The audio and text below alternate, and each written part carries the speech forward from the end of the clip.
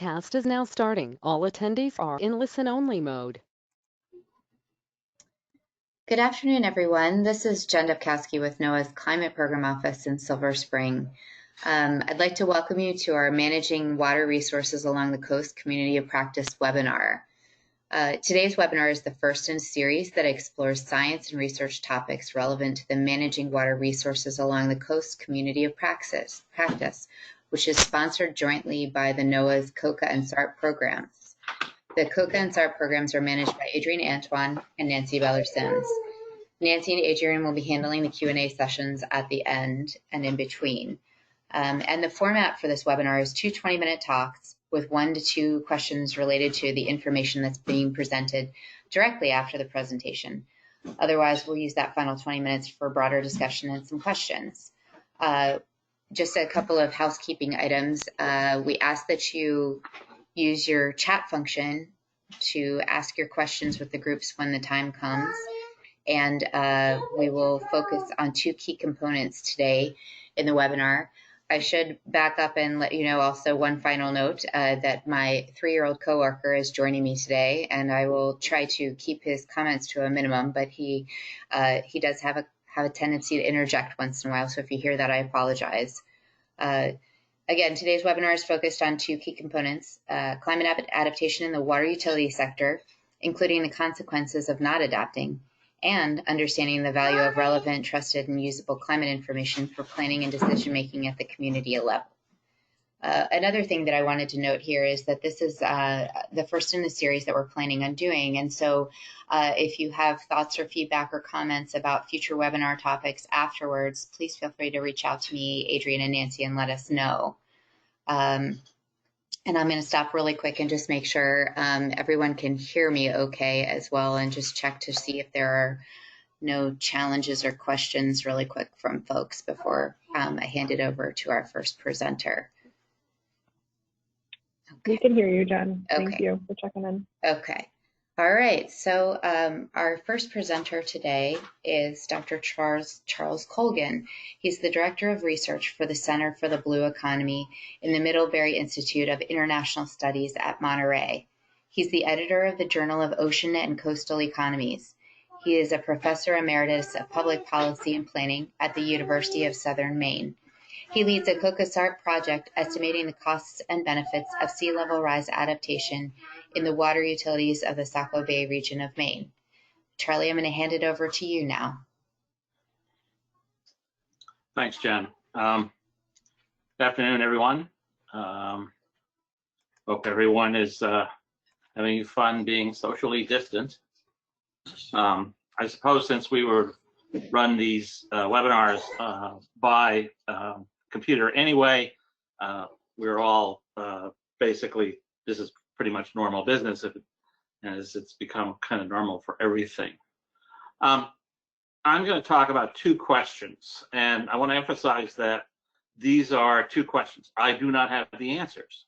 I have some possible answers, and I would say that in our project we are actively seeking the answers, but if you are looking to us to have definitive answers to these questions at this point, I'm sorry it's not happening. Hopefully by the time we get further along in our project, we'll have made some progress on answering these questions. The first of which is, how are the costs of climate adaptation going to be treated by regulators? Most water utilities of many water utilities, most in the private sector and even some in the public sector ownership, are subject to rate regulation, and that presents some very difficult challenges for climate adaptation. The second is one we're looking at, which is how do we measure the value of reducing the different types of damage that climate change could do to water utilities?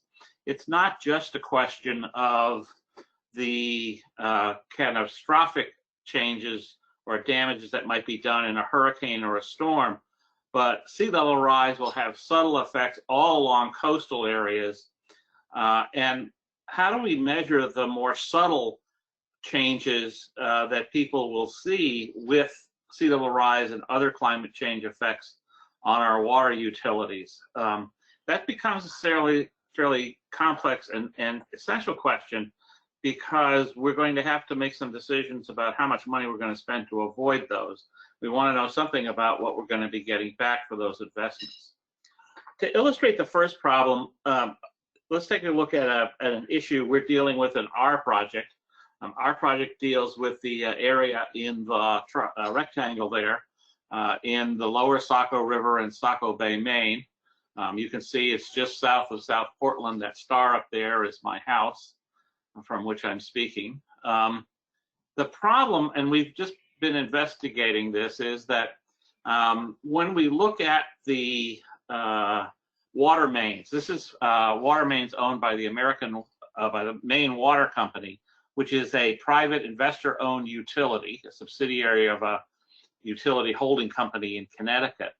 The mains that you see here are the ones that are subject to potential flooding and erosion with 9 feet of sea level rise. That's the maximum amount. We have obviously modeled this at different levels. This just kind of, I picked the more extreme case just because it shows up most easily on the charts. And if you look at the actual distribution, we actually have all of the data from the company. You can see that the average age of the water district mains in the 9 feet scenario is about 69 years old, compared to about 56.5 years old for the system as a whole. In fact, many of those mains and distribution networks that I just showed you are over 100 years old. They're 100-year-old cast iron pipes sitting in sand next to the ocean. And it should be pretty obvious that in many of those cases, and this is part of our analysis, those pipes are going to be in serious trouble. And the question is, are we going to wait until they break in order to avoid the problems that will be coming? And climate change and sea level rise almost certainly means that we're going to have to take action sooner than the kind of traditional utility planning is going to require.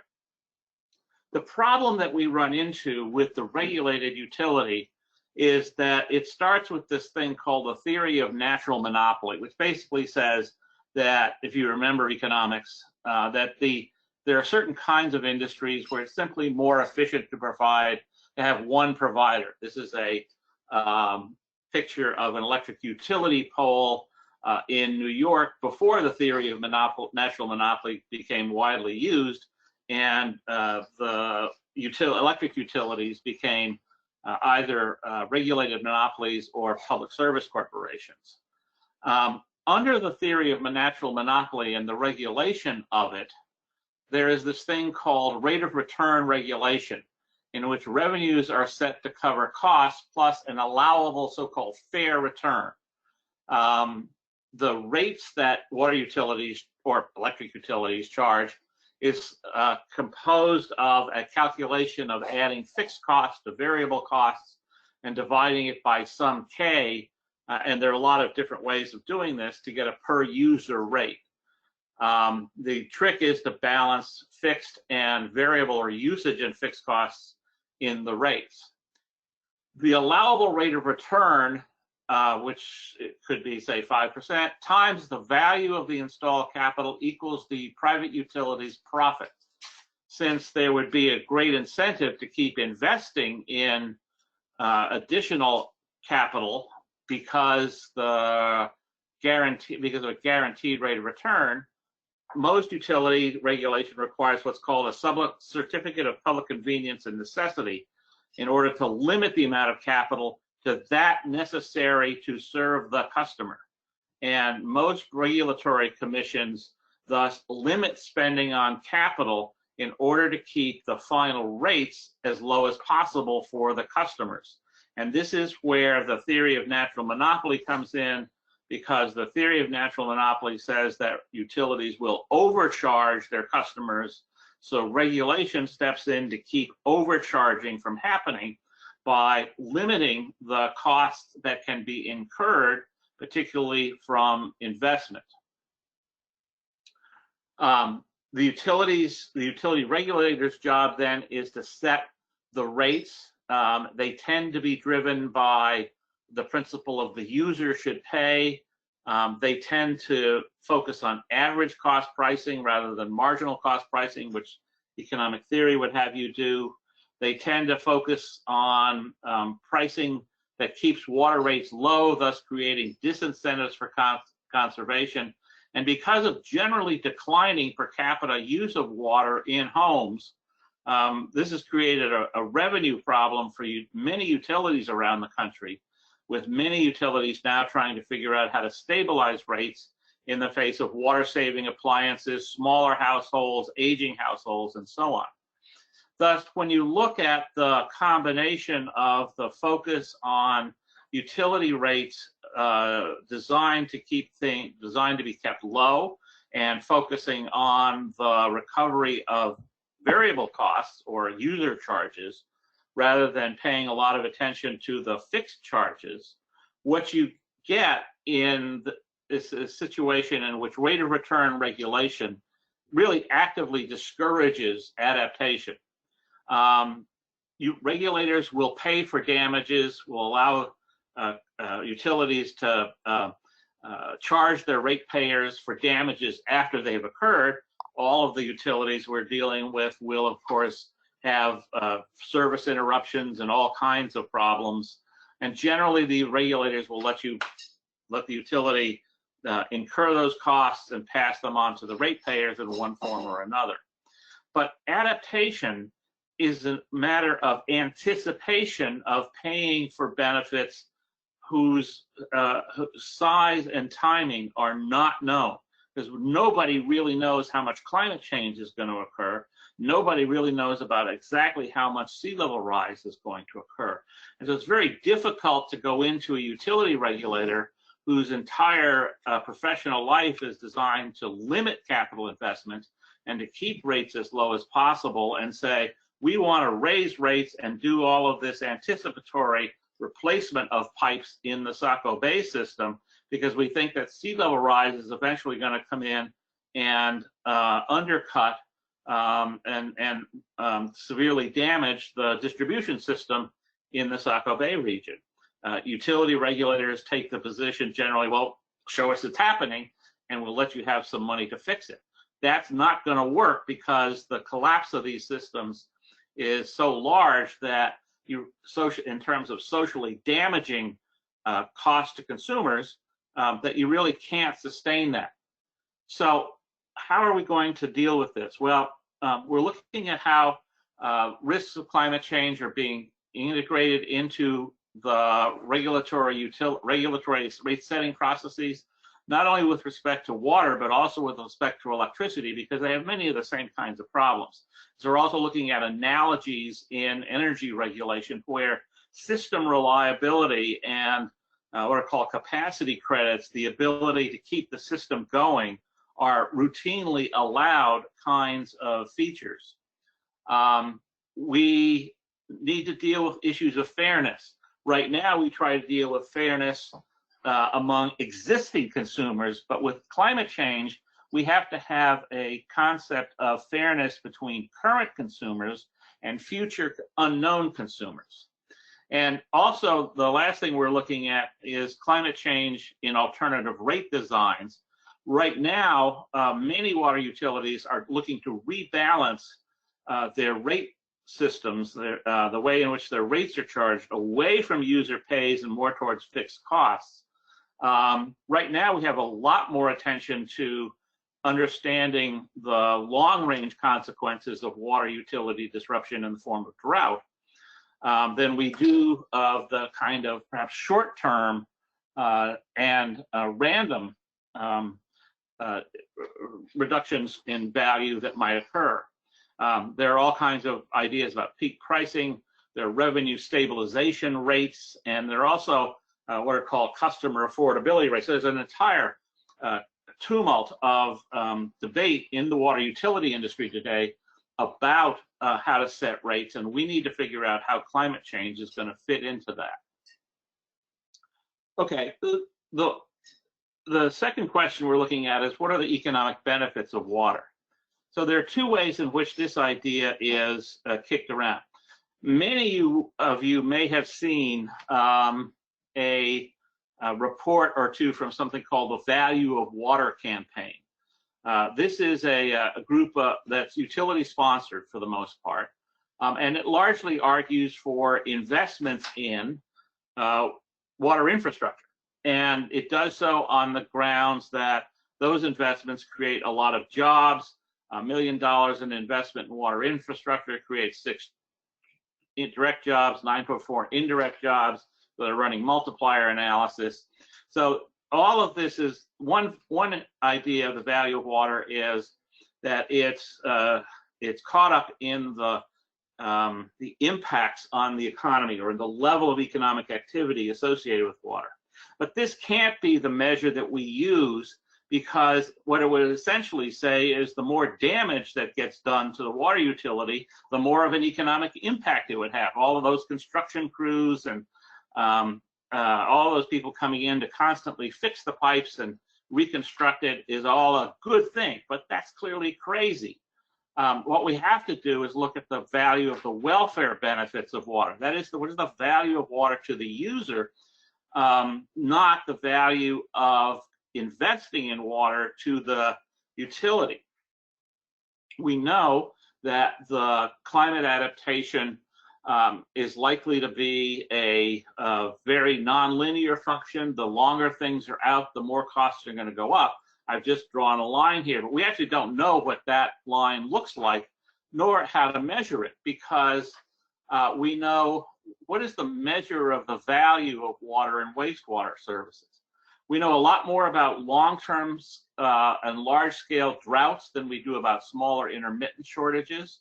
From the utility perspective, they look at the small-scale and intermittent environment outages as lost revenues. But again, the lost revenues to the utility are payments not made to the utility by the consumers, and so they balance each other out. The costs to one are the benefits to the other. Increasingly, we're looking at avoided cost models. Some of these are economic impact studies, and this is one of the features of the current grant program.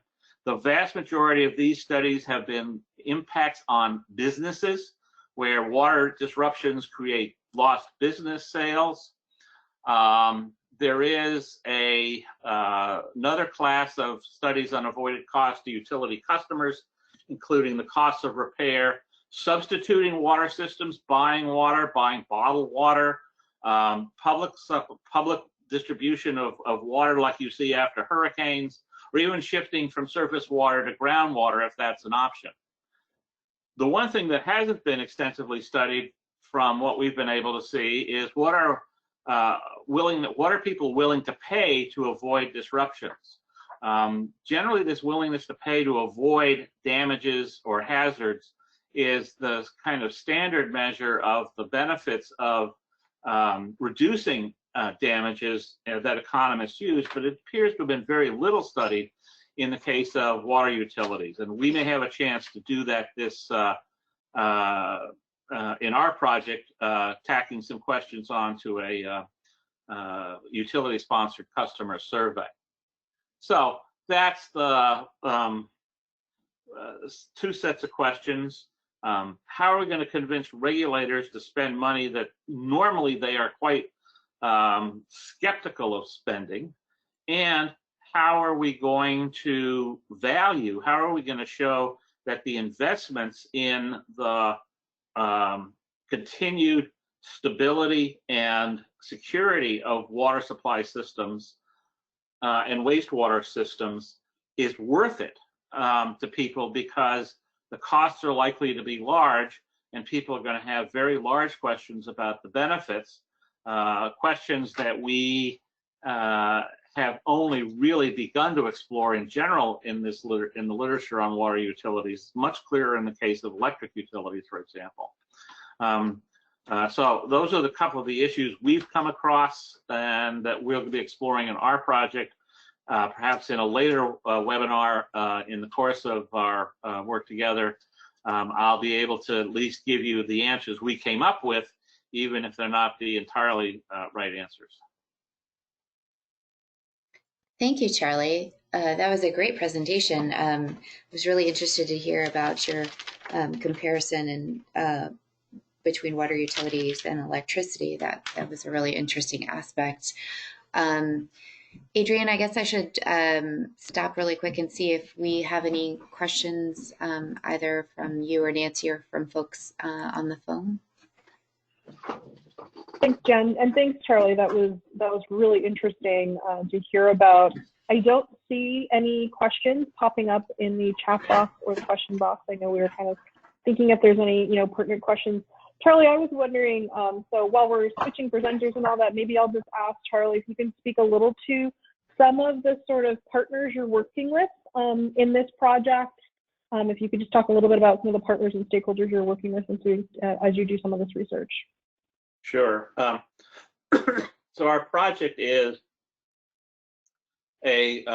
jointly managed by my center in the Middlebury Institute Center for the Blue Economy and the New England Environmental Finance Center at the University of Southern Maine, which is the center I used to head. Our private sector partners include the city of Saco, which runs the wastewater treatment system, and Maine Water, which runs the water supply system. We also have a number of stakeholders involved from the cities, environmental groups, local residents organizations, and so on, who are working with us on steering committees and on helping run public meetings, which will be an interesting challenge this summer. Our principal partners on this are the utilities that are involved in the cities. We've got a number of other interested groups. We're also working with the Maine Geological Survey, which is providing us with a lot of the help on sea level rise and the effects on erosion in the Saco Bay system, which is an extremely complex erosion problem for a whole variety of reasons. Great, thanks for that. Go ahead, Nancy. Oh, I just had a quick question. I know in a previous SARP grant, there was something like this that came up. I mean, not quite this, and they took more of a behavioral approach. Oh, so sorry. Just ignore that. I'll sit on it. Okay, they took a, okay, hold on. Call from Katie Phillips. Sorry, they took a behavioral approach. They looked at the fact that people under drought, it came after a drought, people learned how to not use a lot of water. So when they returned back to the mainstream, kind of like when we go out after this COVID stuff, people's behaviors changed, and because their behaviors changed, the amount of revenue that went into the water utilities was reduced, and I know water utilities had a problem with that. So I was just going to say, do you guys look at behavior at all, or is it something that that would be important to the study? Sorry, I had a little rattle with the Yeah, your question points back to something I said earlier about we know a lot more about long-term effects than short-term effects or repeated short-term effects. I'm in Maine right now, but my main residence is back in California for most of the year these days. That's Yosemite on my screen. I've lived now in California for 5 years, and I've lived through both the driest winter on record and the wettest winter on record in the city of Monterey. So that ought to tell you something about 100-year storms. Yeah. Yes, there is definite behavioral change. It does tend to be lasting, but it has to be of a sufficient size and impact that people remember it. I suspect that the current health situation will also create changes in behavior. we don't, this is a big problem with climate change, is most of us have never faced the kinds of changes that the climate change is going to bring about, with the exception of storms, with the exception of things like tropical and extratropical storms. But the more subtle effects, like collapses, sudden collapses of streets and water mains because sea level rise has been steadily eroding away the beach on which they sit, are not something that we deal with all the time. And so it's an interesting question. I said something about willingness to pay to avoid, and it's an interesting problem that what we're going to be asking people to value is something that they may not actually have experienced very much of. I think we're going to have to learn a lot more about people's behavior in the face of these more subtle threats before we can really begin to understand the value of avoiding them. That's great. Thank you so much, Charlie, for that. If I could ask you to go ahead, Charlie, and pass the presenter role on to Jennifer Helgeson so she can kind of queue up her presentation and get ready to present. So if everybody just enjoy the slight pause as we switch gears here. And we'll move on to Jen, and I'll let Jen Dubkowski jump back in. Thanks, Adrian, and thank you again, Charlie, for that. That was wonderful. And also, if folks end up having questions later, then please feel free to reach out to us, and we will share them with the presenters as well, and share responses back with you as well. Jen, if you want, there are 2 questions here. Sure, that would be great. Charlie, I'm sorry, are you able to hand it back to me with GoToCPO, and then I can hand it off to Jennifer? I don't seem to be able to. Okay, let's see. Nancy, do you want to go ahead and start reading the questions, possibly? Sure. Lauren Knapp asks, I'd be interested in learning more information about the study you alluded to that you're going to be involved in on the WTP to avoid disruptions. Can you describe more what you think that is going to look like? So the Maine Water Company does semi-annual customer satisfaction surveys of almost all their customers. And we hope to stick a couple of questions into their summer survey. We have not settled on the language of the questions. Frankly, there are a lot of different choices, and we have not yet kind of figured out exactly which approach we'll take. But that's the general idea. We'll ask some questions about experience with water disruptions. We'll ask questions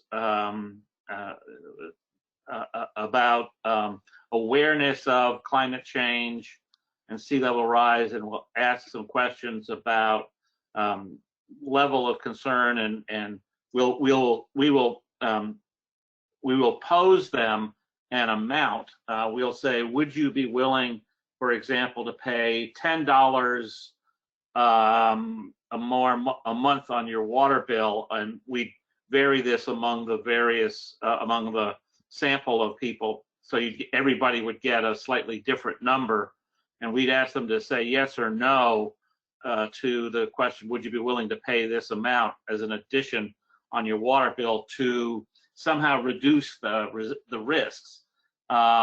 And we're not quite sure how we're going to describe that. And then we'll analyze their responses to that. Anybody who's worked in this area will recognize what I just described as a dichotomous choice referendum format question, which is fairly standard for doing these kinds of evaluation works. But that's the general idea. I can't describe it anymore. When we get it out, when we get it done, I'll certainly share the results. Hey, Nancy, I think in the interest of time, I'd like to hand it off to Jen just to make sure we can get through the presentation, if that's okay, and hold off on additional questions. Perfect. Go for it. Okay, so this is Jen Dubkowski again, and I wanted to introduce Dr. Jennifer Helgeson. She's the research economist in the Applied Economics Office of the Engineering Laboratory at the National Institute of Standards and Technology. She leads projects on the economy of community resilience planning and is the developer of the recently released Economic Decision Guide software, EDGES tool. She's an investigator on a COCOSART project that examines the response to and mitigation of compound water hazards in rural communities of eastern northern North Carolina. Jen, I'm going to hand it off to you now. All right, wonderful. Well, thank you for having me today. And I will allude a few times to the COCOSART project. Kind of in my presentation, I will mostly touch on kind of issues that we're working on at NIST that then relate to the COCOSART work, and things that generalized might be of use across this group and this community of researchers. So yeah. All right, so I'll talk a little bit about community resilience planning, slightly different with many overlaps to mitigation and adaptation. Then we'll focus a lot on benefit cost assessment, but then some of the main challenges, data related, method related, and then have a discussion. All right, so at NIST, what we're really thinking about when we talk about resilience is this idea of an ability to prepare for and adapt to changing conditions and withstand and recover rapidly. So I believe most of our federal family does follow PPD 8 and 21, and many of my colleagues in academia as well. And this really does go beyond mitigating risk and includes things like implementing measures that ensure the community recovers function in a specified time frame. So, disclaimer, I am sitting in an engineering laboratory, figuratively. Today I'm at home, but you know, much unlike most of NOAA and many of our collaborators, I tend to think more about the built environment, and that's why I really enjoy collaborating with this group, thinking more about natural infrastructure. All right, so just to get on the same page, when we're thinking about community resilience planning, NIST put out the Community Resilience Planning Guide probably about 5 years ago. So there's 6 steps that are outlined here, and used in a number of communities, and really seeks to be very flexible while thinking about the social dimensions that the built infrastructure serves, basically. All right.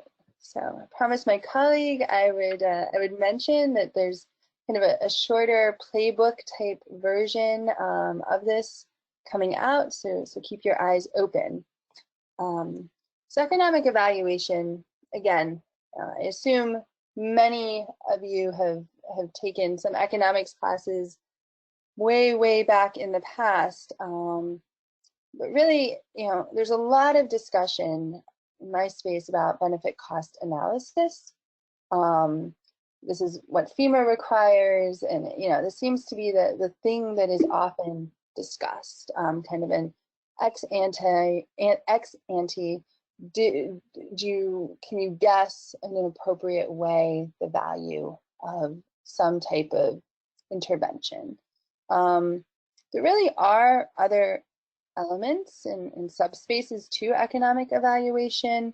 You know, in its purest form, it's not really limited to market impacts, and it can incorporate many non-market resources like personal time, health. Health is a major piece of the project I'm working with, led by Scott Curtis down at East Carolina University, and things like environmental quality.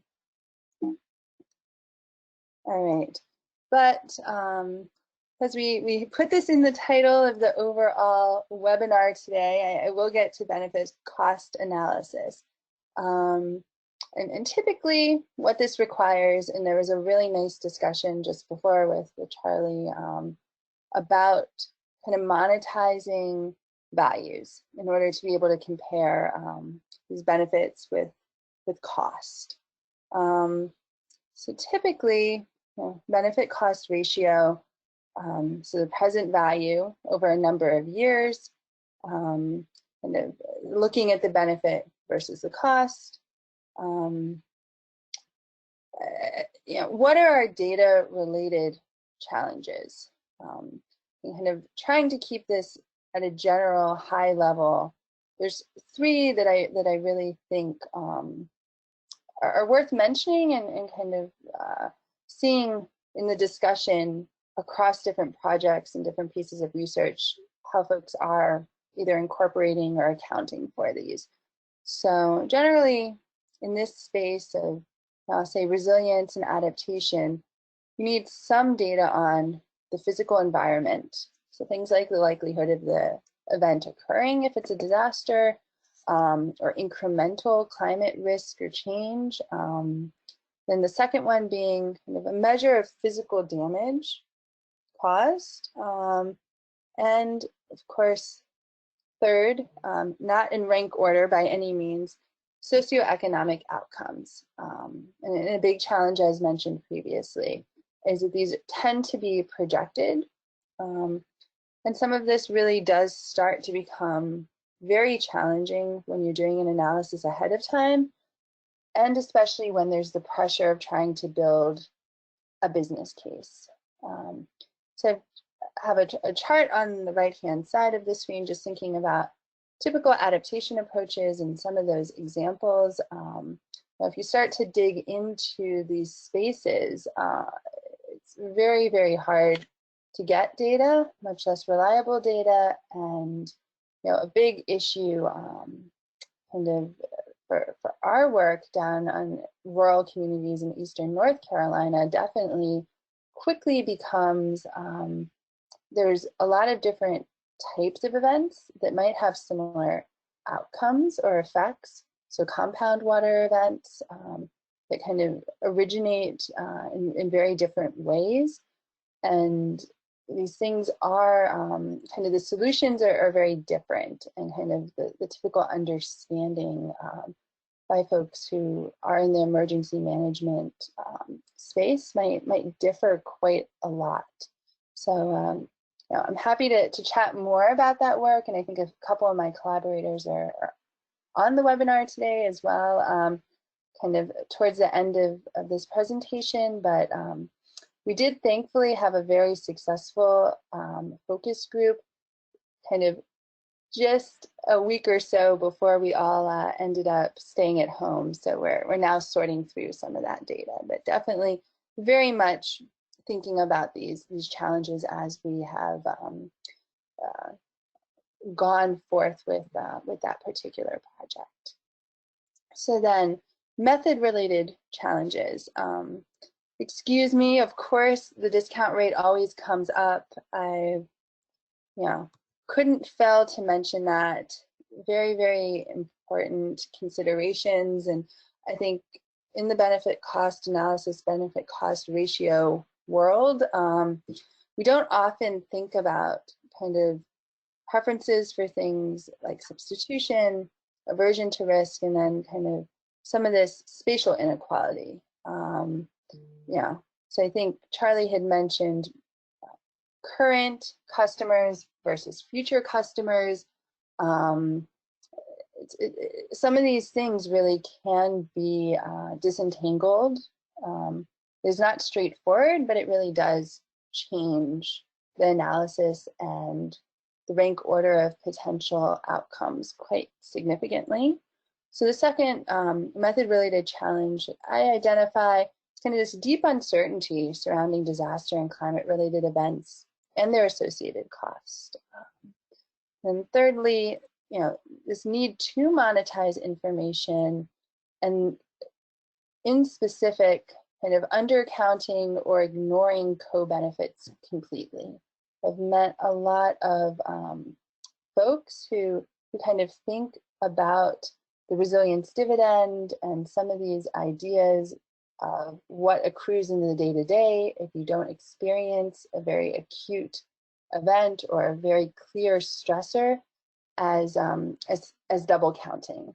And this isn't the case, and we really advocate that those elements are thought about and made very clear by the community or kind of other entity that is using benefit cost analysis.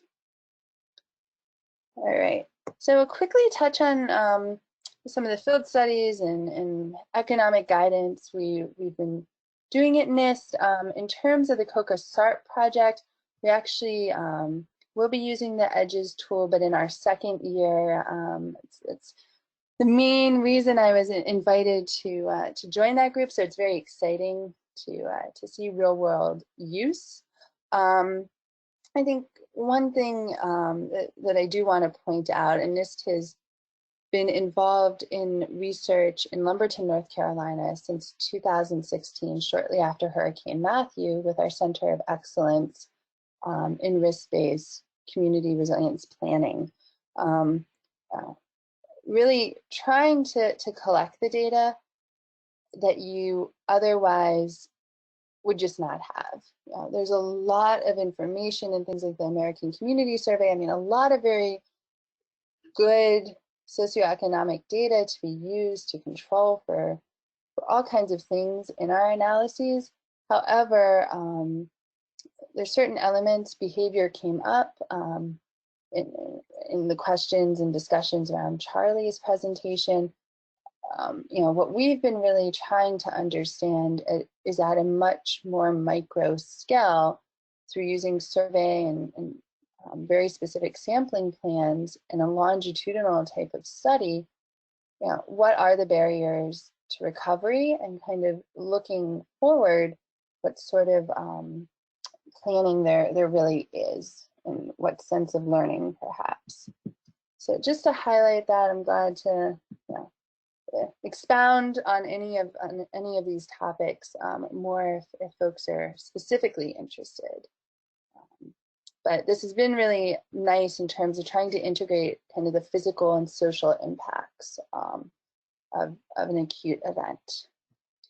All right, so I would be remiss if I didn't mention kind of the companion to the Community Resilience Planning Guide at NIST, which we call the Economic Decision Guide.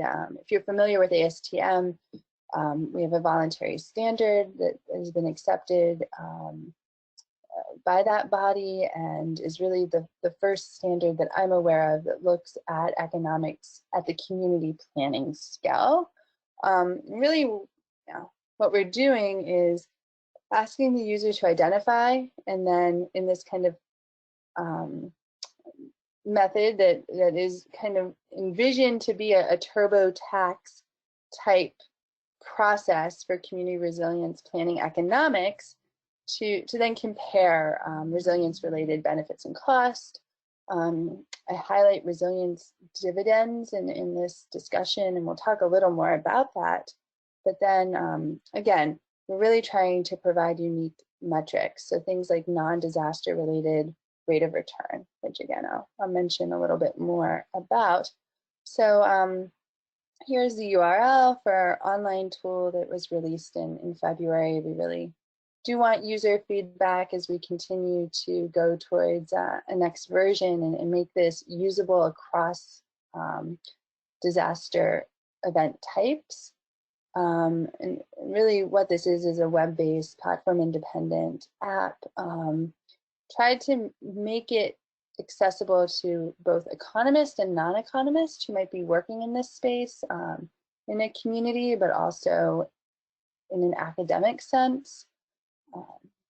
And then I think the thing to mention really is that we've placed a great deal of emphasis on the user trying to identify direct and indirect cost, direct and indirect benefits, externalities, but also the relevant bearers of those positive and negative externalities. And then this idea of co-benefits that do accrue on the day-to-day, kind of regardless of whether an event has occurred. And in the communities we've worked with using this method in the last couple of years, this really can make a big difference between whether or not there is a business case. All of our methods are consistent with the BRIC program or what that's becoming with FEMA. And we have colleagues there and we check in. And I think the big difference is we kind of have everything they have and then a little bit more. So that has been a benefit for users and communities. Then I'll just round up here by saying that, benefit cost ratios are terrific. We have found that kind of thinking about other evaluation criteria, especially if you're staying within that box of economic evaluation, such as return on investment, this non-disaster return on investment that I had mentioned, where you really are considering these co-benefits or co-cost. You could also have co-cost, of course. And then things like internal rate of return, which the general users I've worked with, if they don't have an economics background, tend to not really think about so much, because benefit cost analysis is fairly pervasive kind of out in the world. So sometimes we forget about some of these other elements.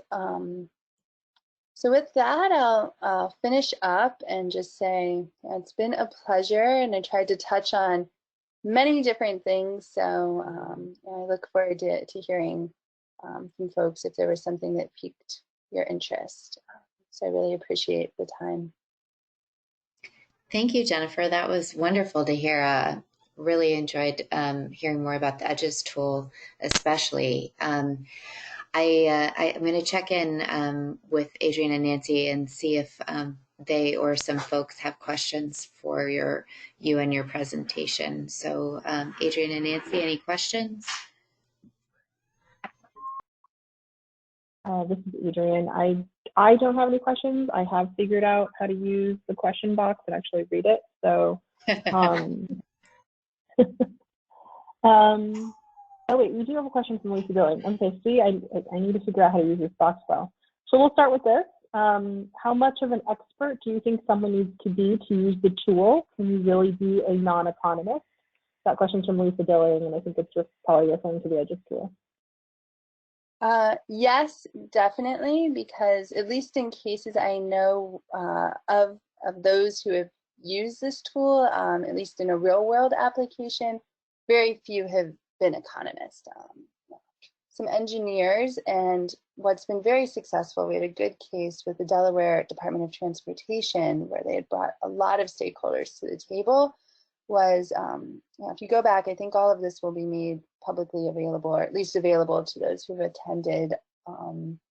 There's this idea of a collaborative planning team. So what I've seen work very well, actually, is kind of opening up the tool and having, whatever it is, the 5 to maybe 15 people on that collaborative planning team talk through what elements should be considered and kind of what box, so to speak, they really fit in. So we offer uncertainty analysis and some things that are a little bit more, for those with either really good data or kind of a strong analytical background, feel comfortable with kind of making those decisions. But yes, the answer is yes. And just a follow-up question from Lisa on this is how hard is it to gather the data input? How much time would you estimate that part takes?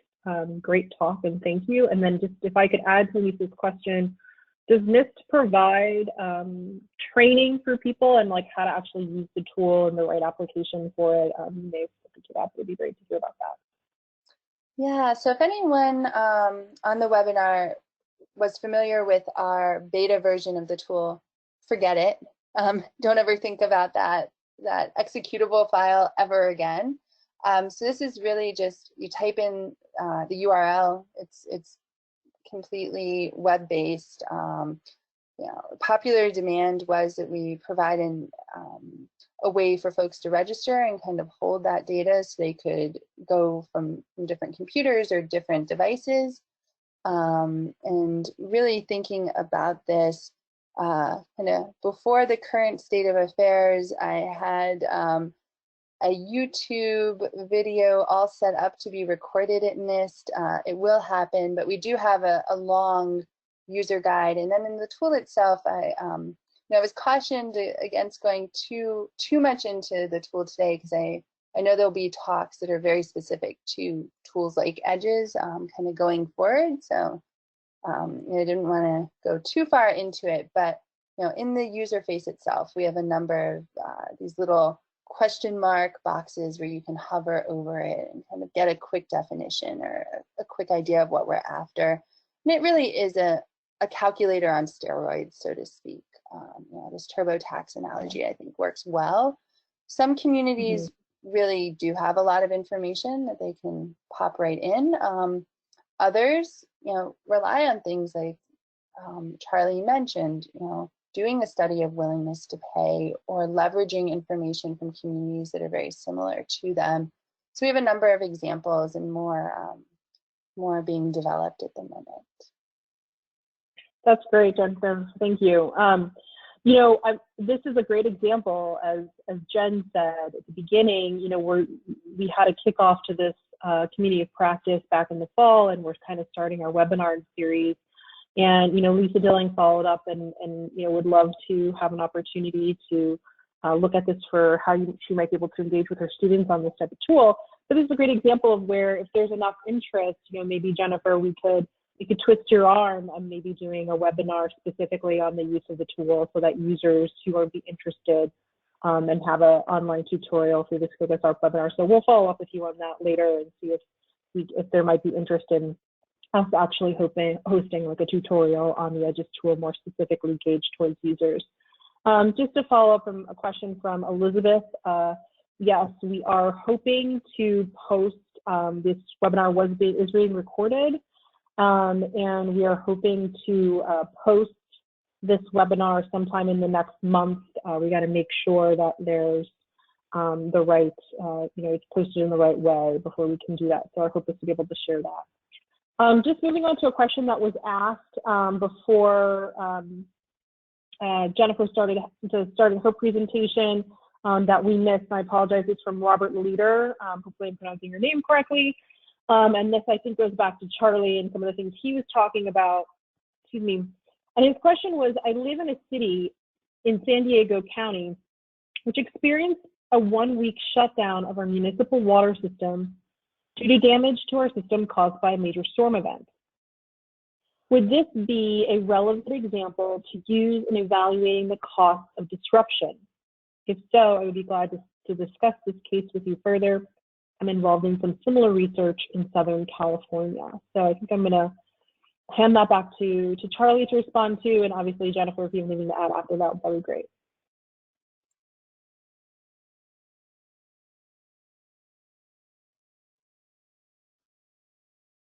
Charlie, are you on mute? It does look like he's self-muted.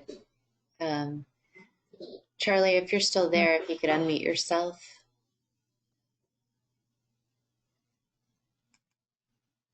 No, there you go. Go ahead. There I am. There you go.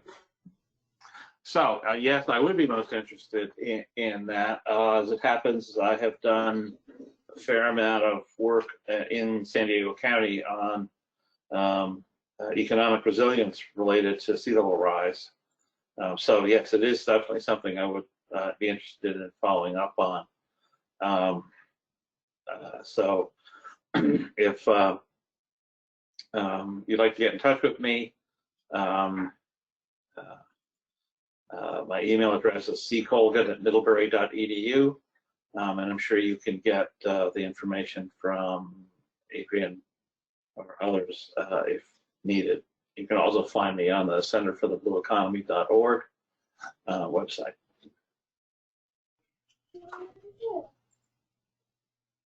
Great, thank you. And we have one more question from Steve Fries.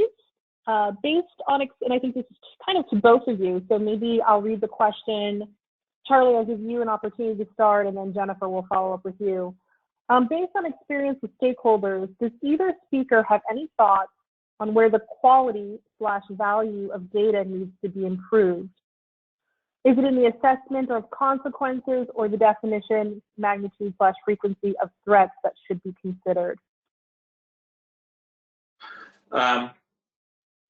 So in terms of interacting with stakeholders, we've only done a little bit of an R project, and we did it with a fairly well-informed group. So when we talked about sea level rise and the threats to the geologic stability of where the water systems are in our area, they kind of got that pretty quickly. But I have to say that there was a much more involved and interested interesting set of discussions of when I raised this question of how do you value this.